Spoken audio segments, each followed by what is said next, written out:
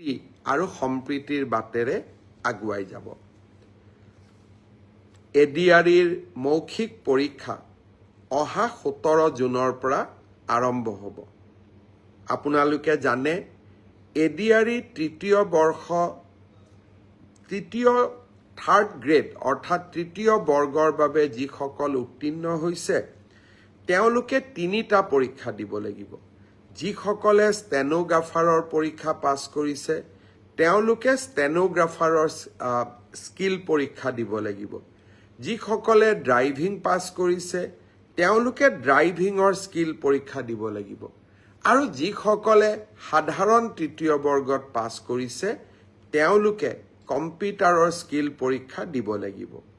আনহাতে চতুৰ্থ বৰ্গত যিসকলে পাছ কৰিছে তেওঁলোকে অৰেল আৰু স্কিল টেষ্ট দুইটাকে একত্ৰিত কৰি এটা মৌখিক পৰীক্ষাত তেওঁলোকে বহিবৰ প্ৰয়োজনীয়তা আছে আৰু আপোনালোকে সেই পৰীক্ষাত বহিব লাগিব। মই আশা কৰোঁ আমি জুলাই মাহৰ 15 তাৰিখৰ আগতে এই মৌখিক পৰীক্ষা বা স্কিল পৰীক্ষাৰ গোটেই পৰ্যায়টো শেষ কৰিম আৰু মই আগতেই কৈ অহাৰ দৰে 10 অক্টোবৰৰ দিনাখন আমি আপোনালোকৰ হাতত যোগ্যজনৰ হাতত নিয়োগ পত্ৰ তুলি দিবলৈ প্ৰচেষ্টা কৰিম। 10 অক্টোবৰৰ দিনটোতে আমি post graduate teacher, graduate teacher, LP, ME শিক্ষক আৰু স্বাস্থ্য বিভাগৰ বিভিন্ন পৰীক্ষাত উত্তীৰ্ণ হোৱা আৰু এডিআৰিৰ পৰীক্ষাত উত্তীৰ্ণ হোৱা এই আটাইসকলকে একেলগে খানাপাৰা ফিল্ডলৈ মাতি আনি আমি নিযুক্তি পত্ৰ আগবঢ়াম। মোক কোনোবাই সুধি থাকে পুলিচৰ ৰিজাল্ট কেতিয়া দিব? সকলো ৰিজাল্ট আমি এনেকে দিম যাতে আপোনালোকৰ হাতত আমি 10 অক্টোবৰৰ দিনাখন আমাৰ নিযুক্তি পত্ৰ আমি হাতত তুলি দিব পাৰোঁ। বহুতে মোক সুধিছে যে এডিআৰিৰ নতুন এডভাৰটাইজ কেতিয়া হ'ব? পুলিচৰ নতুন এডভাৰটাইজ কেতিয়া হ'ব? মই আশা কৰোঁ অক্টোবৰ মাহত নিযুক্তি পত্ৰ দিয়াৰ পিছতেই আমি নৱেম্বৰ মাহত নিশ্চয় আকৌ চৰকাৰী চাকৰিৰ বিজ্ঞাপন দিবলৈ সক্ষম হ'ম। শ্ৰদ্ধাৰ ৰাইজ, অহাকালি দিনটো এটা গুৰুত্বপূৰ্ণ দিন। চৰকাৰী বিভাগসমূহত স্বচ্ছতা ঘূৰাই অনাৰ ক্ষেত্ৰত, দুৰ্নীতিৰ সৈতে যুঁজাৰ ক্ষেত্ৰত আৰু চৰকাৰী কৰ্মচাৰীসকলক সকাহ দিয়াৰ ক্ষেত্ৰত শদিয়াৰ পৰা ধুবুৰীলৈ আমি সকলোতে চৰকাৰী চাকৰিত যোগদান কৰিব লাগে। পিছত ট্ৰেন্সফাৰৰ কাৰণে আমি বিভিন্ন ধৰণে প্ৰচেষ্টা চলাওঁ আৰু সেই প্ৰচেষ্টা চলাওঁতে বহুজনে ঘোষ আদিও দিব লাগে বুলি, উপঢৌকন আদি দিব লাগে বুলিও আমি বিভিন্ন সময়ত শুনা পাওঁ। ভাৰতৰ ভিতৰতে এইবাৰ মই এটা নতুন ব্যৱস্থা লৈছিলোঁ। শিক্ষামন্ত্ৰী থাকোঁতে শিক্ষা বিভাগত আৰু এইবাৰ আমাৰ চৰকাৰী বিভাগত তৃতীয়, চতুৰ্থ, পুলিচ সকলোৰে বাবে যে আমি মিউচুৱেলি ট্ৰান্সফাৰ নকৰোঁ কিয়? বহুজনে আবেদন কৰিছিলে কিন্তু আমি প্ৰায় 9,000 জনক এই মিউচুৱেল ট্ৰান্সফাৰৰ কাৰণে বিভিন্ন পৰীক্ষাৰ পিছত যোগ্য বুলি বিবেচিত কৰিলোঁ। অহাকালি সন্ধিয়া নহয় বিয়লি 4 বজাৰ পৰা 4:30 বজাৰ ভিতৰত আমি আনুষ্ঠানিকভাৱে মিউচুৱেল ট্ৰান্সফাৰৰ অৰ্ডাৰসমূহ আমি মুকলি কৰিম।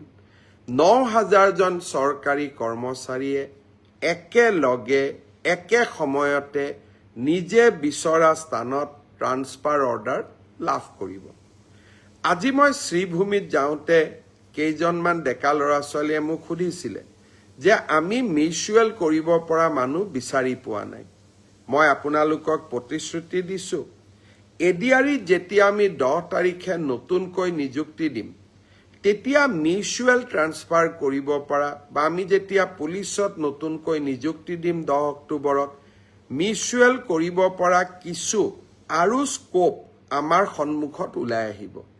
লগে লগে নৱেম্বৰ মাহত আমি আৰু এবাৰ মিউচুৱেলৰ পৰ্টেলটো মুকলি কৰি দিম, যাতে আপোনালোকে চৰকাৰৰ নিৰন্তৰ স্বচ্ছতা আৰু চৰকাৰৰ ইতিবাচক পদক্ষেপসমূহত ভাগ ল'ব পাৰে।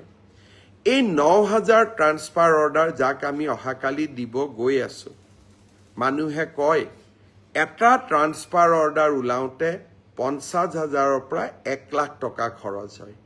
এতিয়া আপোনালোকে নিজে হিচাপ কৰক, 9,000 পূৰণ 50,000 কিমান হ'ব, 9,000 পূৰণ 1 লাখ কিমান হ'ব।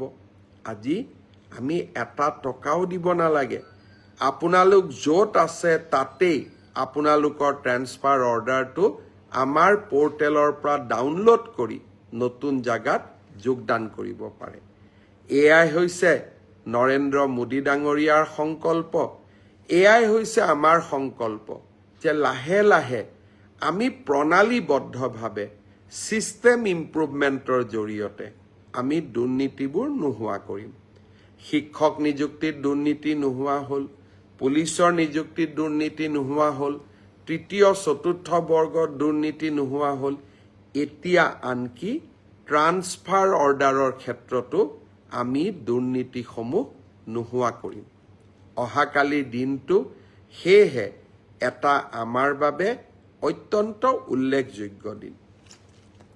শ্ৰদ্ধাৰ যুৱক যুৱতী বন্ধু বান্ধৱীসকল, অহাকালি আমি আৰু এটা সৰু আঁচনি আৰম্ভ কৰিম। আঁচনিটো সৰু, কিন্তু এনে আঁচনিবিলাকে মানুহক, বিশেষকৈ যুৱক যুৱতীসকলক জীৱন যুদ্ধত জয় হ'বলৈ প্ৰেৰণা যোগায়। আপোনালোকে জানে যে পষ্ট গ্ৰেজুৱেট পাছ কৰাৰ পিছত বহুত ল'ৰা ছোৱালীয়ে বিভিন্ন বিশ্ববিদ্যালয়ত গৱেষণা কৰে, আৰু গৱেষণা কৰাটো এটা যথেষ্ট অৰ্থৰ প্ৰয়োজন হয়, আৰু তাৰ বাবে বহুজনে কষ্টও পায়।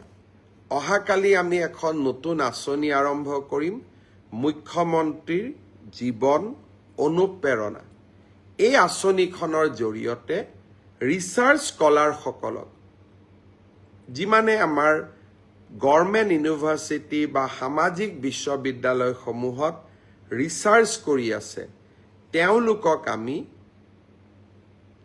25,000 টকাৰ এটা এককালীন সাহায্য আগবঢ়াম।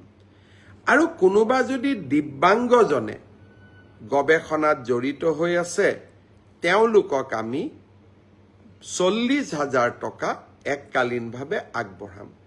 অহাকালি আমি পৰ্টেলটো মুকলি কৰি দিম। বিভিন্ন বিশ্ববিদ্যালয়ত ৰিচাৰ্চ কৰি থকা সকলো যুৱক যুৱতীক যোগ্যতা অনুসাৰে এই পৰ্টেলত আবেদন কৰিবলৈ আহ্বান জনাম। শ্ৰদ্ধাৰ ছাত্ৰ ছাত্ৰী বন্ধু বান্ধৱীসকল, এইবাৰ নামভৰ্তিৰো চলি আছে কলেজবিলাকত। মই কেইদিনমান আগতে অসমৰ কলেজৰ অধ্যক্ষসমূহৰ লগত এখন ভিডিঅ' কনফাৰেন্স কৰিছিলোঁ। প্ৰতি বছৰে মই অভিযোগ পাওঁ যে আমি কোৱাৰ পিছতো নামভৰ্তিৰ সময়ত কোনোবা মহাবিদ্যালয়ে ছাত্ৰ ছাত্ৰীসকলৰ পৰা ফিজ ল'বলৈ চেষ্টা কৰে। এইবাৰ সেয়েহে মই নিজে অসমৰ কলেজসমূহৰ অধ্যক্ষসকলক ভিডিঅ' কনফাৰেন্সৰ যোগে লগ পাইছিলোঁ, আৰু তেওঁলোকক মই কৈছিলোঁ যে এইবাৰ নামভৰ্তিৰ ক্ষেত্ৰত আপোনালোকে যেন কোনেও ছাত্ৰ ছাত্ৰীসকলৰ পৰা টকা পইচা নলয়। কাৰ পৰা নল'ব? যাৰ হাতত এখন ৰেচন কাৰ্ড আছে।